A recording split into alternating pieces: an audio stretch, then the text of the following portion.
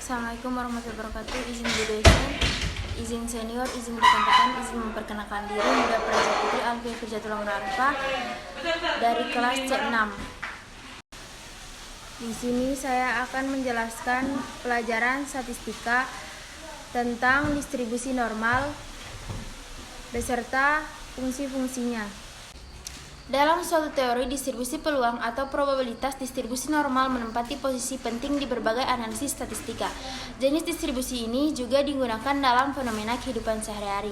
Misalnya, pada perhitungan error, tinggi badan, tekanan darah, perhitungan kesalahan, hingga penjabaran nilai IQ dengan kasus distribusi normal sebagai acuan utamanya.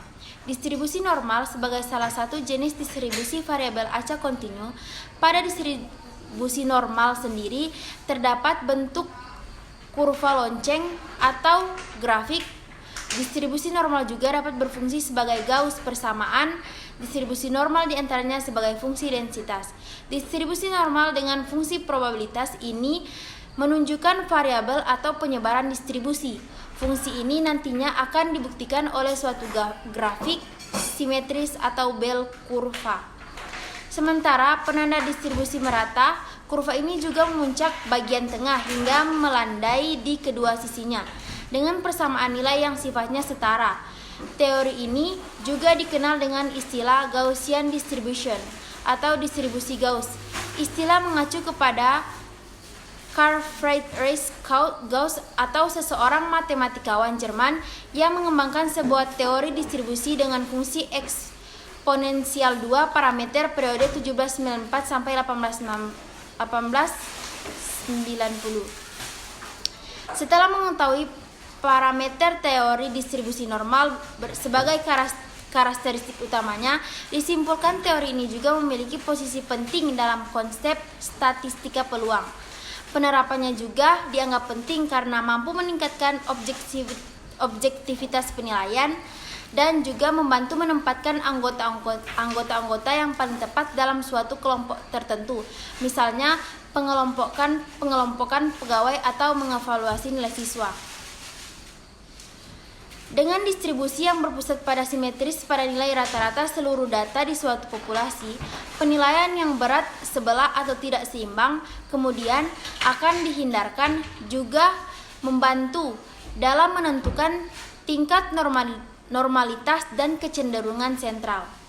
Dalam statistika, khususnya statistika peluang normalitas, suatu data menjadi hal penting yang tidak boleh diabaikan. Melalui teori yang diterapkan, tingkat normalitas data atau kecenderungan sentral juga dapat dibentuk secara lebih mudah. Parameter distribusi normal setelah mengetahui karakteristik utama dan parameter dalam teori distribusi normal, disimpulkan bahwa teori ini memiliki posisi penting dalam konsep statistika peluang. Penerapannya juga dianggap penting karena memiliki beberapa alasan, mulai dari meningkatkan objektivitas penilaian, membantu menempatkan anggota-anggota yang paling tepat untuk suatu kelompok tertentu, atau mengelompokkan pegawai dalam satu kriteria yang sama untuk menghindari terjadinya bias atau penilaian yang condong di satu kategori saja. Dengan distribusi simetris dan berpusat pada nilai rata-rata seluruh data dalam suatu populasi, penilaian yang berat sebelah atau tidak seimbang kemudian tak dapat dihindarkan. Distribusi normal juga akan dapat membantu menentukan tingkat normalitas dengan kecenderungan sentral. Dalam statistika, khususnya statistika peluang, normalitas suatu data merupakan hal yang tidak boleh diabaikan. Melalui teori yang diterapkan, kecenderungan sentral atau tingkat normalitas data juga dapat ditentukan secara lebih mudah. Demikian informasi mengenai distribusi normal serta parameter dan karakteristik yang melengkapi penerapannya.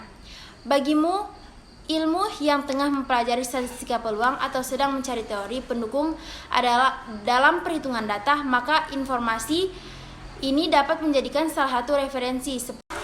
Sekian penjelasan dari saya tentang pengertian distribusi normal.